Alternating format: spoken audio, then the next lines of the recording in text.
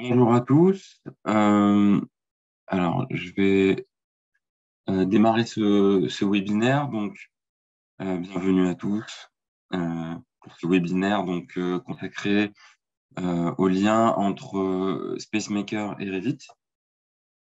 Euh, alors, bon, les gens vont arriver un petit peu au fur et à mesure. Donc, de toute façon, je vais commencer rapidement par me présenter et présenter Atlancad. Alors, je me présente. Donc, je suis Younes El Ayani. Bonjour à tous. Et donc, je suis architecte et formateur sur Revit et SpaceMaker. Euh, donc, je vais rapidement vous présenter, euh, je vais vous présenter Atlancad. Donc, je vais partager l'écran. Et voilà, partager. Alors, donc, Atlancad, euh, on est sur trois métiers, donc intégrateur Autodesk avec de la formation et de l'accompagnement sur des projets et sur de la formation sur ces logiciels. On fait du consulting, de l'AMOBIM et de la formation également sur les sujets qui tournent autour du BIM et de l'édition de logiciels, donc principalement des plugins, euh, par exemple sur Revit avec un certain nombre de plugins comme EasyPlan ou Chronos. Euh, alors, je vais maintenant vous présenter donc, rapidement quelques chiffres d'Atlancad. Donc, c'est une entreprise qui existe depuis maintenant plus de 25 ans et qui regroupe un peu plus maintenant de 35 collaborateurs dans 5 agences. Donc, euh, l'agence principale est à Nantes et puis maintenant, on a des agences donc, sur Rennes, Strasbourg, Bordeaux et Lille. Voilà. Alors, aujourd'hui, donc, sur le webinaire du jour, donc, le titre, c'est comment analyser des projets SpaceMaker qui ont été affinés dans Revit. Donc, l'idée, c'est vraiment de s'intéresser au workflow qu'on peut mettre en place entre SpaceMaker et Revit, puisque comme vous le savez pour certains, en fait, SpaceMaker appartient à Autodesk. Donc, il y a un lien naturel qui se fait avec Revit. Bien que, bon, pour vous dire quelques mots sur SpaceMaker, donc c'est une plateforme en ligne qui permet de faire de l'avant-projet et donc de faire des études rapides qui permettent voilà, d'analyser, de concevoir le projet de manière assez simple et ludique, avec aussi une aide de l'intelligence artificielle qui permet de produire des propositions. Donc, on verra un petit peu euh, certains aspects. Euh, et puis, voilà, avec un côté un peu paramétrique, on peut rentrer des paramètres, lui demander en fait de s'intéresser à certains aspects et de proposer euh, voilà, des projets en fonction de ces aspects-là. Euh, donc ici, le workflow qu'on va regarder, ça va être d'abord de récupérer le site, de voir aussi comment on peut intégrer un JPEG sur le site. Euh, et ensuite, on va voir comment on va pouvoir exporter vers Revit le bâtiment qu'on aura produit dans SpaceMaker, comment on va le modifier, comment on va récupérer dans Revit déjà le projet avec le bâtiment et le site. Euh, la modification du projet. Alors, j'attire aussi votre attention sur le fait que, vu qu'on est sur un webinaire, on ne va pas détailler toutes les parties. Donc, c'est pour ça que j'ai un petit peu mis en évidence le fait que la modification du bâtiment sur Revit, donc l'idée, c'est de le détailler. Donc, on va récupérer quelque chose de, de très peu détaillé à partir de SpaceMaker, donc des volumes. Et ensuite, on va les retravailler dans Revit. Donc, cette partie-là ne sera pas détaillée, bien sûr, on va la passer. Donc, on verra directement le projet affiné dans Revit. Et puis ensuite, on va exporter l'IFC à partir de Revit, puis l'importer dans SpaceMaker et voir à ce moment-là comment ça fonctionne et qu'est-ce qu'on peut en faire. Voilà. Donc SpaceMaker, comme je disais, c'est une plateforme qui permet de travailler des études d'avant-projet. Donc ces avantages ici sont assez clairs. Donc c'est qu'on peut faire une étude beaucoup plus rapide à travers donc le côté paramétrique de l'analyse et de la génération des propositions. On peut avoir des projets beaucoup plus optimisés. On verra aussi l'aspect communication, puisque c'est une plateforme en ligne euh, accessible de tous. Il n'y a pas besoin d'installer quoi que ce soit. Voilà, il faut simplement une licence et on peut accéder et visualiser les, euh, les propositions. Même en termes de communication en réunion, comme ça, en tout début de projet, ben, on peut, comme ce que je vais vous montrer, avoir une, deux, trois propositions et éventuellement, donc, je vais te les montrer dans SpaceMaker, c'est assez rapide et assez pratique. Voilà. Et donc, ça permet, avec tous ces aspects-là, évidemment, de réduire les risques, par exemple, d'îlots de chaleur ou de vent trop présent à certains endroits du site, enfin, à travers toutes ces analyses. Voilà. Donc, on va commencer par la première partie sur SpaceMaker. On va donc récupérer le site, travailler le terrain, le bâtiment, et ensuite exporter dans Revit. Voilà. Donc, quand on arrive dans SpaceMaker, on est sur cette interface où on va donc pouvoir euh, visualiser les différents projets sur lesquels on travaille. Et on va ici donc faire un nouveau projet. Donc voilà, alors le nom du projet, on va l'appeler Haute cycle de commerce webinaire. Suivant. Là, il va nous demander tout simplement donc de rentrer l'adresse du site. Donc pour ceux qui ont vu déjà le premier webinaire, là, ça va être une partie un petit peu en commun. Donc je vais mettre que ça va être du côté de Montpellier, donc avenue du Pirée, Montpellier. Donc très rapidement, voilà, il se positionne euh, et il va commencer à me générer des parcelles.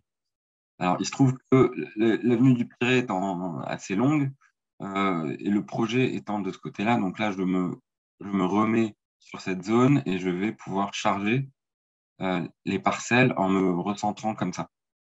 Maintenant, je vais sélectionner donc la parcelle ici en question et je vais pouvoir lui demander d'avancer. Donc là, on peut zoomer, dézoomer pour spécifier un petit peu le cadrage et on confirme la zone. À cet endroit-là, donc, il me propose d'intégrer différentes données. Alors, pourquoi il me propose comme ça? C'est parce que dans certains pays, et on a de la chance en France puisque c'est gratuit, mais dans certains pays, on va avoir certaines données qui seront payantes. Et donc là, on est avec des données donc, de l'hygiène pour les bâtiments, pour les hauteurs et pour les emplacements et les emplacements des bâtiments. Donc, je vais pouvoir maintenant continuer en acceptant toutes ces données. Alors, la différence ici entre IGN et OSN, donc c'est OpenStreetMap. OpenStreetMap, ce sera des hauteurs qui seront moins précises. Donc ici, on va commencer par vérifier qu'on peut les récupérer avec les données de l'IGN. Et si on n'a pas ces données-là, ce qui est quand même assez rare en France, et à ce moment-là, on pourra récupérer les données OpenStreetMap. Donc, on peut continuer.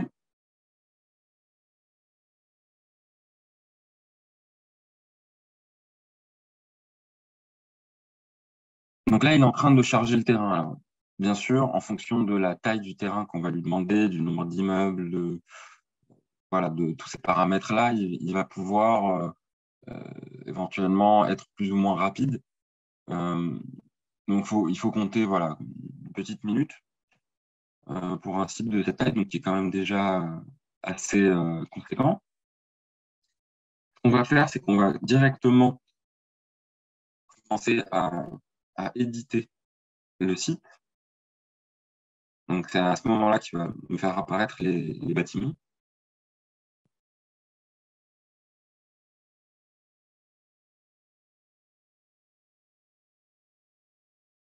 Et donc là, comme je disais, en termes de workflow, ce qu'on va lui demander, ce qu'on va faire en premier, déjà, c'est qu'on va dire qu'on ne veut pas garder, par exemple, ce bâtiment. Donc, il suffit de le supprimer.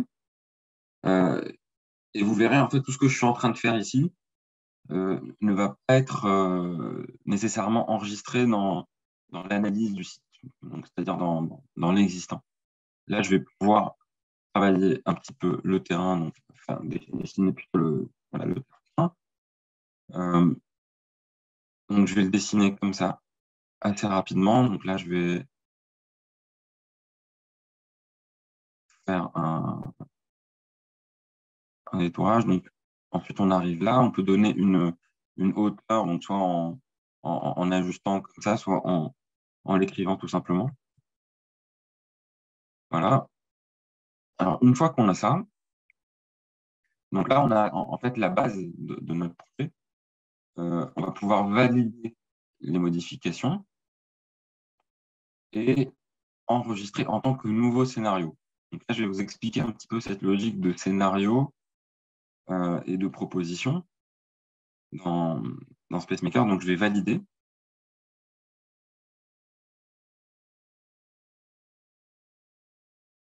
Et une fois que je vais valider, donc là, je vais attendre un petit peu le chargement du terrain. Donc là, comme vous voyez, il m'a créé ici un Untitled 2. Avant, on était sur Untitled, donc en fait, c'était justement la proposition, enfin, le scénario de base. Alors, pour vous expliquer un petit peu cette logique, je vais revenir sur ici le premier scénario. Donc, en fait, le premier scénario, on peut directement le renommer. On va le nommer ici existant. Et un scénario, en fait, vous allez voir que là, quand je reviens, je vais retrouver en fait, ce que j'avais à l'origine. Donc, j'ai le bâtiment qui est ici existant, le terrain qui n'a pas du tout été touché. Et en venant ici, donc ici, je peux l'appeler tout simplement projet. Mais en fait, je peux avoir plusieurs bases pour mon projet. Donc, en fait, quand je dis base, ça veut dire, en fait, je peux avoir le fait de conserver ou non certains bâtiments existants, le fait de travailler le terrain d'une manière ou d'une autre. En fait, on va pouvoir faire un point de départ pour notre projet par rapport au site qui va pouvoir être variable.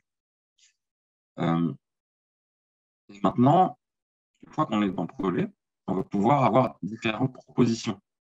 C'est-à-dire qu'à partir de la même base, je vais pouvoir peut-être générer, que ce soit avec l'intelligence artificielle de SpaceMaker ou en dessinant ici directement, on va pouvoir avoir voilà, des propositions différentes dans le même scénario. Voilà, pour la distinction un peu et la précision sur ce vocabulaire. Donc, ici, je vais tout simplement passer sur la partie design et en fait commencer à dessiner mon projet. Donc ici, on a plusieurs outils pour le dessin. On a des bâtiments linéaires, donc des bâtiments qui se dessinent un petit peu comme ça d'un trait avec une largeur donnée. Et ensuite, on va pouvoir donner la hauteur par étage, le nombre d'étages, etc. On va pouvoir faire des bâtiments polygonaux. Donc là, vraiment, c'est une forme un peu libre, avec un certain contrôle quand même, bien sûr. Les bâtiments automatiques, donc, qui vont pouvoir être générés à partir des lignes de division. Donc, pour diviser mon site et créer des bâtiments automatiques à partir de ça. Là, ce que je vais faire, c'est tout simplement travailler le bâtiment avec un bâtiment polygonal. Donc, en fait, imaginons que je fasse ici, comme ça, par exemple, 2 bâtiments. Donc là, c'est une partie que je vais un petit peu abréger, parce qu'évidemment, bah, ça peut prendre quelques minutes, enfin, une dizaine de minutes, peut-être. On veut vraiment obtenir quelque chose qui nous plaise. Donc là, je vais aller un petit peu vite, mais juste pour vous montrer, donc là, si je fais un premier bâtiment, je peux donner sa hauteur de base, et ensuite donc, le nombre d'étages. Donc là, on peut se mettre comme ça pour visualiser, valider. Et ensuite, je peux faire un deuxième bâtiment. C'est mieux de passer en 2D pour travailler comme ça.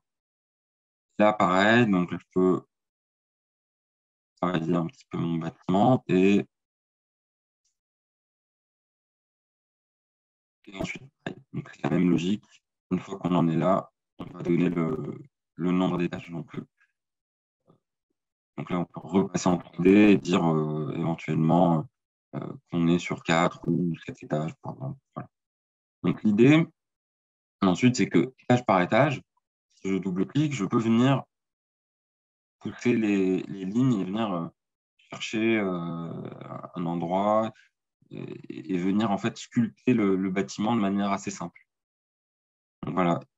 Ici, c'est un petit peu comme ça que j'ai fonctionné. Petit à petit, donc, je suis arrivé à tout simplement un- voilà, une petite proposition comme ça en jouant un petit peu avec les formes, en également jouant à partir de certaines analyses et déterminer en fonction de l'ensoleillement, de la route, des vues, donc de toutes les caractéristiques du site. Voilà, on peut arriver à un résultat comme ça. Ici, j'ai distingué, donc c'est pour ça que j'ai fait 2 bâtiments. J'ai distingué une partie qui va être un hôtel et une autre partie qui va être une partie commerciale. Voilà, d'où le nom de mon projet ici, hôtel plus commerce.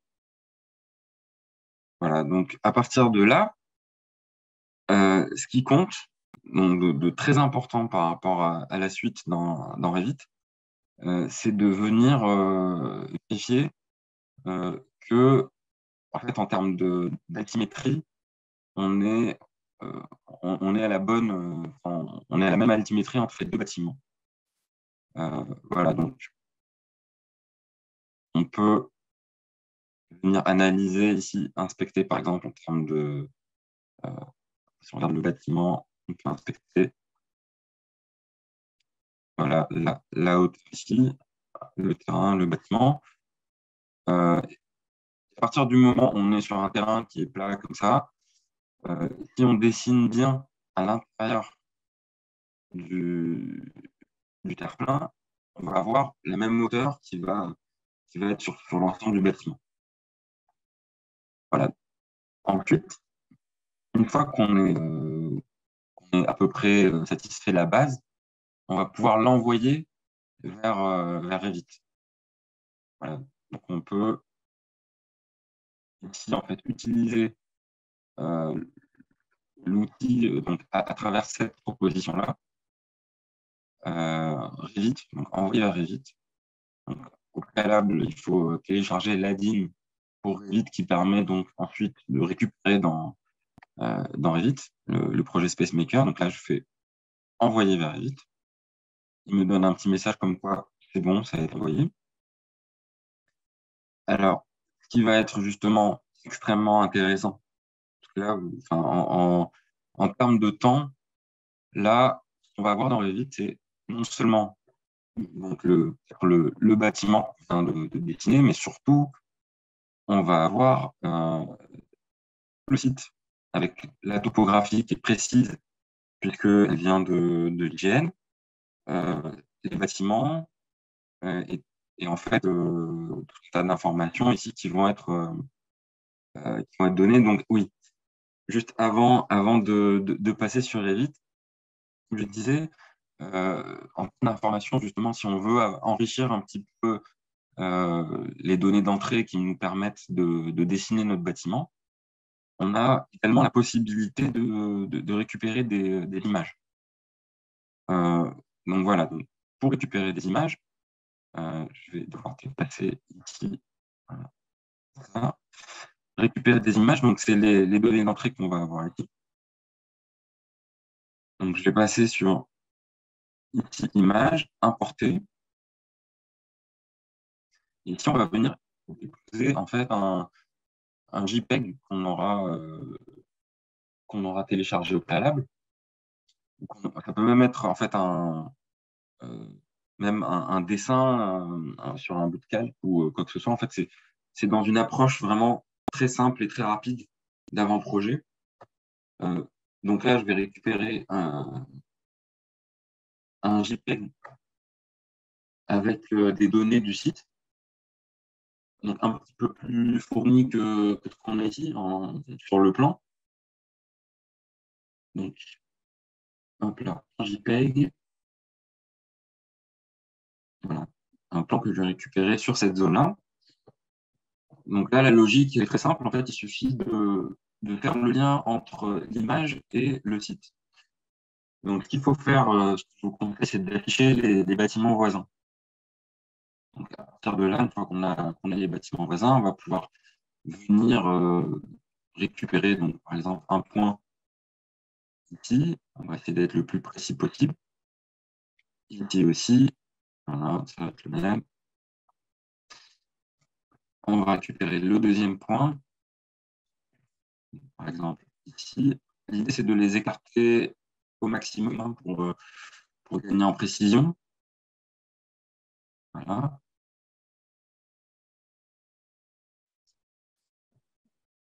Et donc, on va s'éloigner un petit peu, on va venir vers là, on va récupérer peut-être sur ce petit bâtiment, sur cet angle.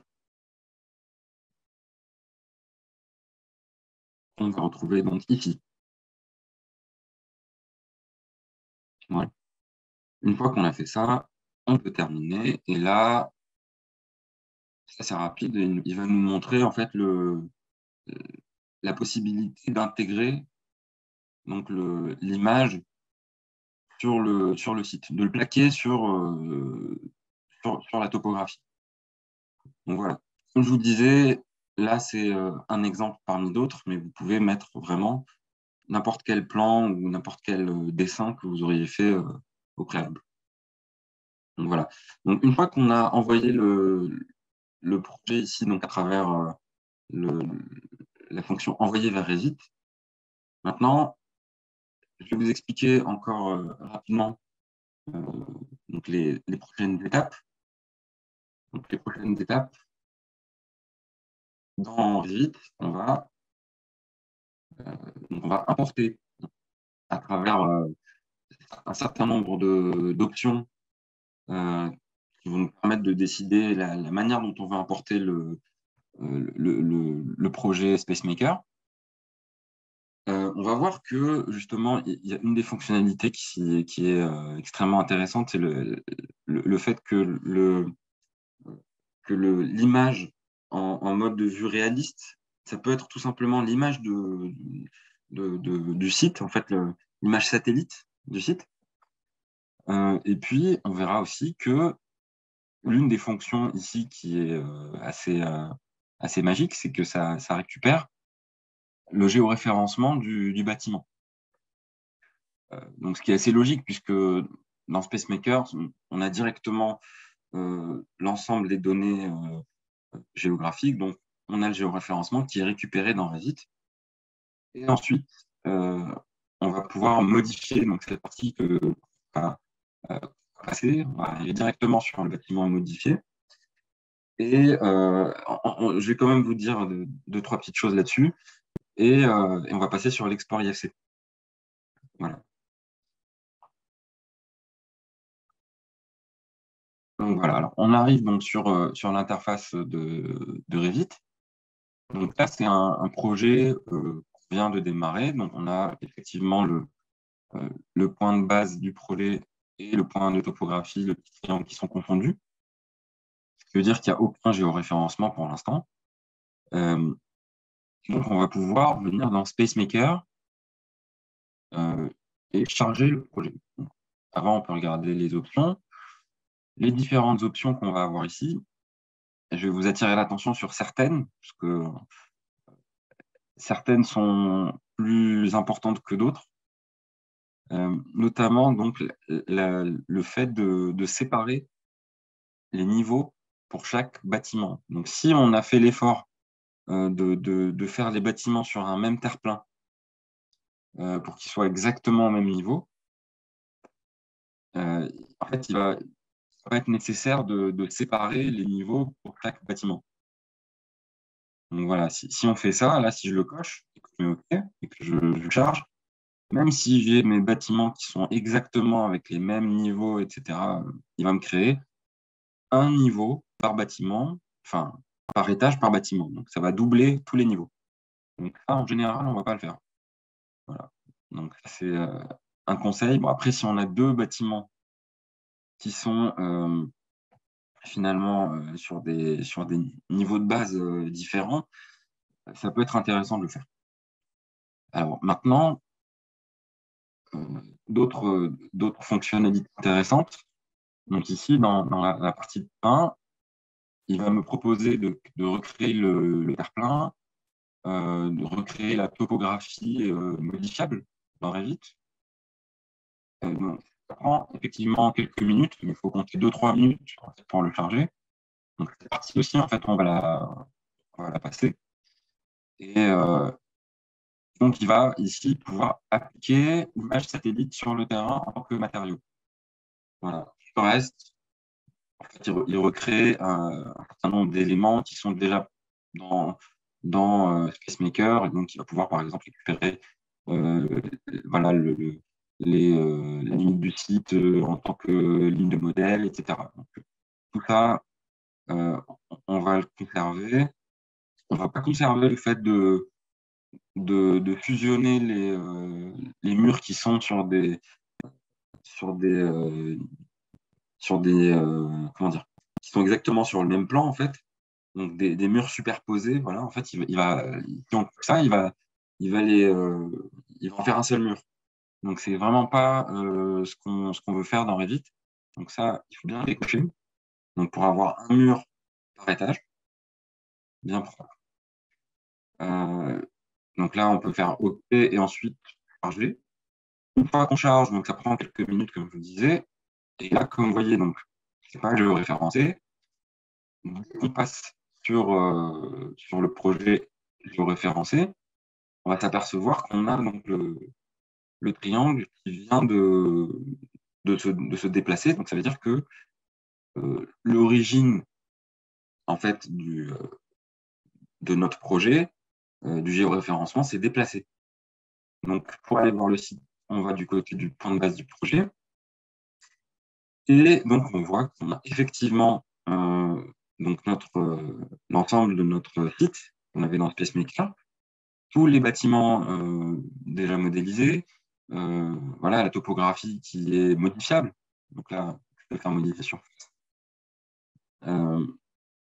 Et ce qui est aussi très intéressant, donc évidemment, il a géoréférencé, il a aussi, et ça, c'était une des options aussi que je ne vous ai pas spécifié, mais là, il propose d'aligner le nord du projet par rapport à la façade la plus longue. Donc ici, si je regarde la façade la plus longue, effectivement, celle-là, et il s'est aligné pour créer le nord du projet. Ça veut dire que là, si je passe en arc géographique, tac, là, on a le site qui se met tout droit, et effectivement, là, on est sur le nord géographique. Donc, toute cette étape-là qui peut être un peu fastidieuse dans Revit, et ben, elle se fait toute seule, en fait. Il n'y a plus rien à faire.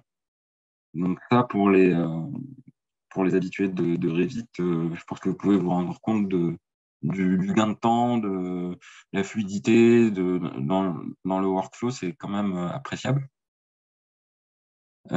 Maintenant, donc, une fois qu'on a notre projet, donc ici, on va pouvoir le retravailler. Donc, moi, j'ai fait quelque chose d'assez simple. En fait, c'est juste de dire effectivement dans SpaceMaker, on est sur des formes rectilignes, donc sur de la volumétrie simple. Si on veut venir maintenant complexifier un petit peu la volumétrie, que ce soit à travers des pentes ou à travers des arrondis, on peut le faire. Donc ici, l'idée, c'est que je reprends les murs. Donc évidemment, ça, je ne vous l'ai pas redit cette fois-ci, je l'ai dit dans le webinaire d'avant, que si vous ne l'avez pas vu, je vous invite à le regarder. Donc sur SpaceMaker, où je précise que chaque élément de notre projet vient dans la bonne catégorie. Donc on a les murs qui sont dans la catégorie mur, que je peux remplacer par n'importe quel mur en fait. Voilà. Les toits qui sont dans la catégorie toit. Et puis donc là, si je regarde le sol, dans la catégorie sol. Voilà. Donc ça, c'est assez appréciable. Donc on a nos niveaux qui viennent et on va pouvoir ici tout simplement modifier le projet. Donc, en fait, ici, tout ce que je vais faire, c'est modifier en créant des arrondis et en rajoutant 2-3 éléments, histoire de rajouter un peu de vie au bâtiment. Donc, on arrive à une première version, donc avec quelques parties vitrées, des murs arrondis. Et cette première version, donc, voilà, on peut l'intégrer dans SpaceMaker. Donc, pour faire ça, alors, ce que j'ai fait, c'est que j'ai fait un enregistré sous, préciser un petit peu en termes de workflow. Quand on envoie l'IFC, il récupère tout. Donc, c'est important, si on veut renvoyer notre projet vers SpaceMaker, de supprimer le reste du site. Donc, on va garder que le bâtiment. Puisque dans SpaceMaker, on a déjà le site. Donc, on va tout simplement faire un enregistré sous et supprimer tout le reste.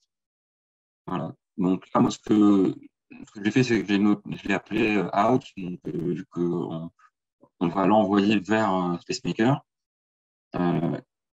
Et donc cette version-là, donc si je fais ici fichier, exporter, et ici IFC, donc là, je vais pouvoir exporter ce projet. Donc, juste pour vous montrer rapidement le résultat, et je vais vous montrer le workflow avec une deuxième version. Donc, dans SpaceMaker, donc on va pouvoir avoir éventuellement une première version. Voilà, alors on peut peut-être ici maintenant étendre une première version. Donc, on voit tout de suite. Donc, par exemple, imaginons que là, on est côté sud, on a besoin donc, quand on voit peut-être l'analyse, si on regarde l'analyse rapidement de l'ensoleillement, ici, on voit qu'on est un peu plein cagnard sur cette façade. Et donc, si on a des parties vitrées, ça peut être intéressant de mettre des brise-soleil. Donc, voilà, on peut rajouter quelques brise-soleil et du coup, voir l'analyse à travers ça, donc, et en voyant que justement, ça va produire un petit peu d'ombre. Et on peut voir du coup aussi, si on fait varier l'heure du jour, ou la date. Donc, là, si je change de date, définir la date, si je me mets, par exemple, en juin ou en septembre, en septembre, il va me recréer en fait une nouvelle analyse. Donc, ça prend à peu près une minute. Donc, on ne peut pas le faire dans Design, puisque dans Design, ici, vous allez voir, on a des analyses rapides, mais on prend en compte les meshes. Donc, en fait, ici, ce qu'on a importé, vous verrez, c'est un mesh, donc une 3D, qui ne va pas pouvoir reprendre sur sa volumétrie l'analyse. Donc là, par contre, on va pouvoir ici la visualiser. Donc voilà, ça va prendre une petite minute. Et là, on va voir donc, sur la façade l'effet des petits brise-soleil, éventuellement, bref, du reste des éléments que j'aurais ajoutés. Et ce que je vais faire, donc, c'est que je vais vous montrer un petit peu plus en détail. Donc, imaginons qu'on a cette première version et qu'on se dit, bon, on va continuer à détailler le projet. Donc, on va revenir sur Revit et on va aller sur une V2. Donc là, ce qu'on a fait, on a tout simplement rajouté un petit peu de... Hop là, j'ai fait, ouais. En fait, on a tout simplement rajouté euh, voilà, des garde-corps, des pergolas, etc. Donc, on va récupérer cette version-là. Ici, donc, même procédé. On va créer un IFC, donc exporter,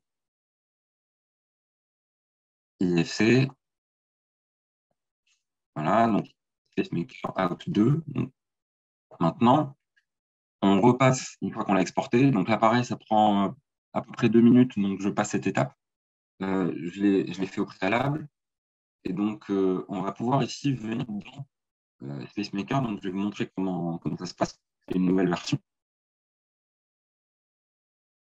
Donc, on va venir ici dans la bibliothèque. On va rajouter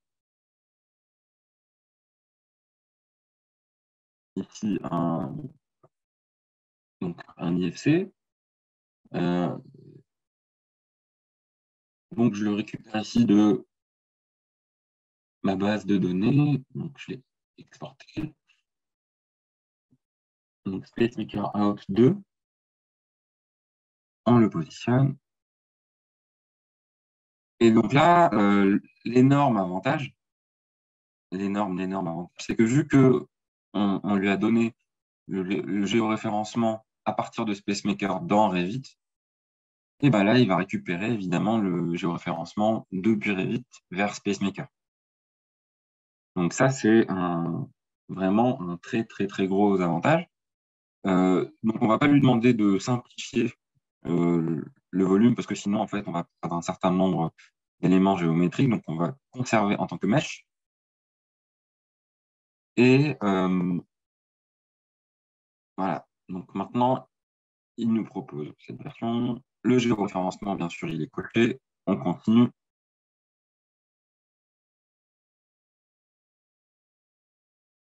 Donc, vous pouvez voir que c'est assez rapide. Donc là, il a bien positionné. On peut dire terminé.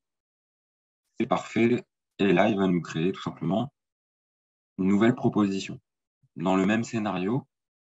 Donc, ce qui veut dire que je vais avoir maintenant 3 propositions. Donc, la proposition SpaceMaker, un petit peu la volumétrie simple, qui va pouvoir générer plus d'analyses, plus en détail. On va avoir aussi tout ce qui est surface, et ça va être beaucoup plus détaillé.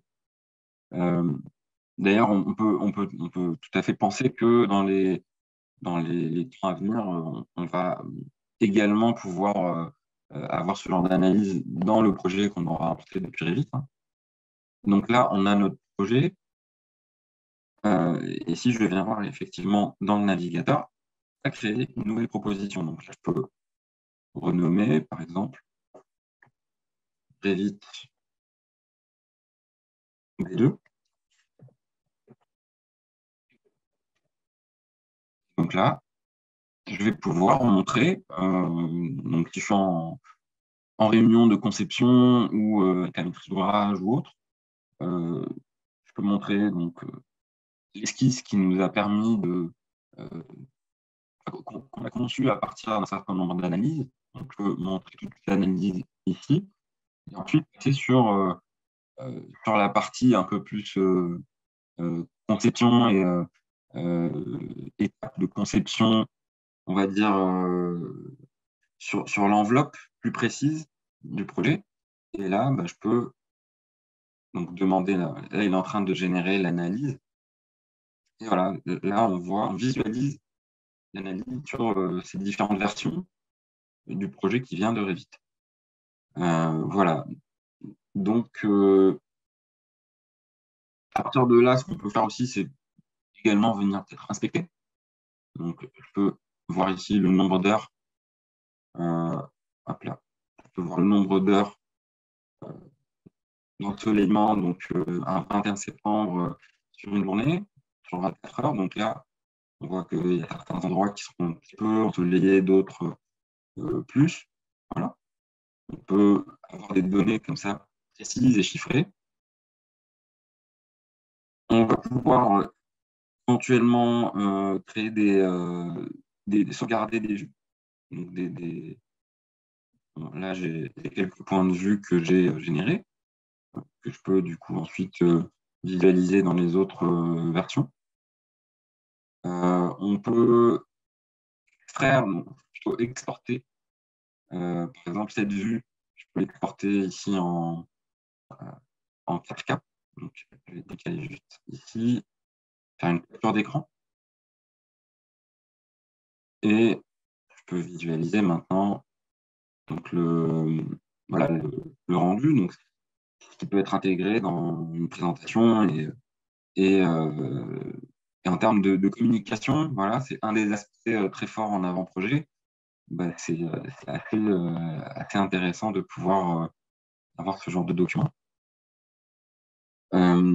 Et puis, écoutez, je pense qu'on arrive quasiment à la fin de notre webinaire. Donc, ça va être peut-être le moment de poser des questions pour ceux ou celles qui en auraient. Donc, voilà, je suis à votre écoute et merci pour votre attention.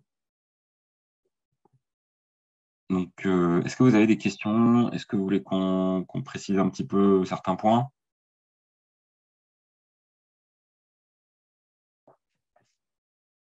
Là, j'attends. Bonjour Théo.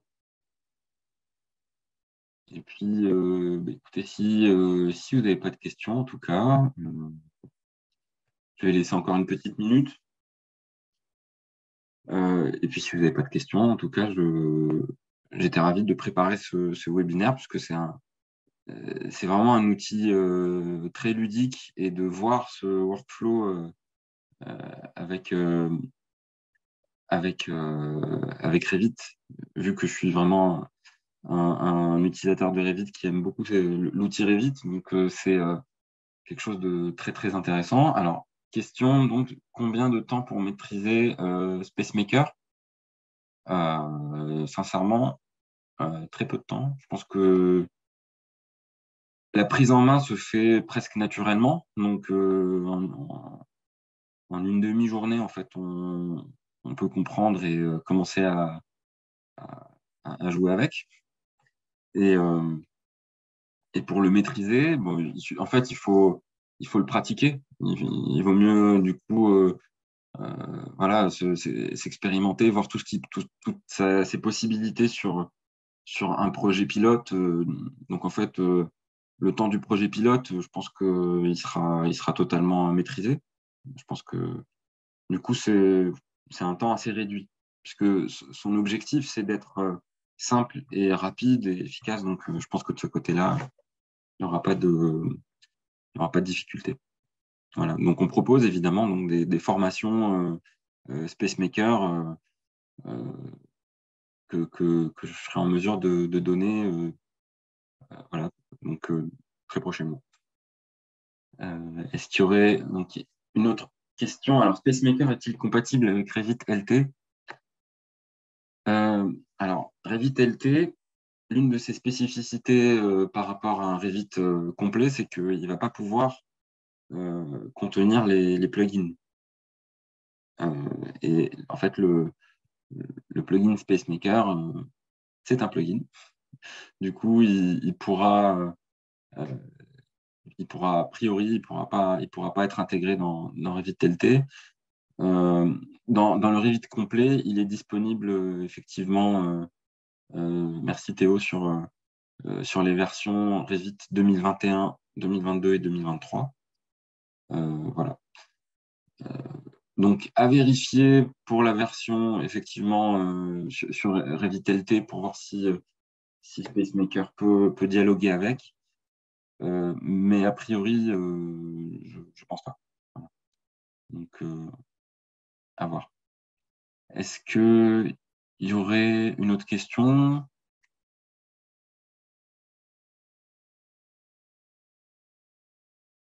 Éventuellement.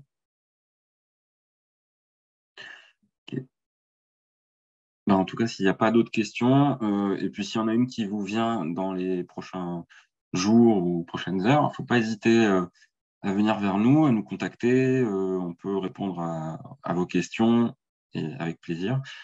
Et puis du coup, ben, en attendant le prochain webinaire, je vous souhaite une très bonne journée et puis bientôt un bon week-end. Voilà, merci à vous et à très bientôt.